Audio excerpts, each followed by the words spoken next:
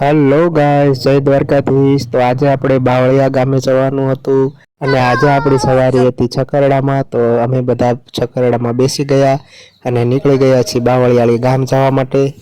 ठीक है।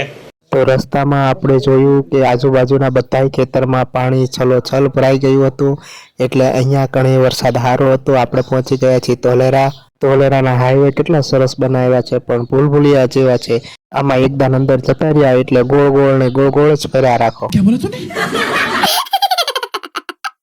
ઉપર વાદા અને નીચે પાણી અને વચ્ચે આવે ઠંડો ઠંડો પવન। આપણે તો ઠંડો ઠંડો પવન ખાતા ખાતા પહોંચી ગયા આપણી બાવળિયાળી।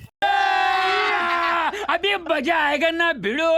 આપણે ટિફિન મૂકી અને આપણે હવે આપણા કામે લાગી ગયા છીએ। આજે આપણે ધાબુ ખોલવાનું હતું, ચંદુલાલ ધાબુ ખોલે છે અને મારું કામ હતું કે એ ટેકા કાઢેલા બહાર મૂકવાના। તમને બધાને ખબર જ છે કે આપણું સૌથી પહેલું કામ હતું કોઠો ચડાવવાનું, તો આપણો કોઠો ચડાવવા માંડ્યા। कौन है ये लोग? कहां से आते हैं ये? અંદર જે ટેકા કાઢીને મૂક્યા હતા એ મારે બહાર લાવીને બહાર ગોઠવવાના હતા।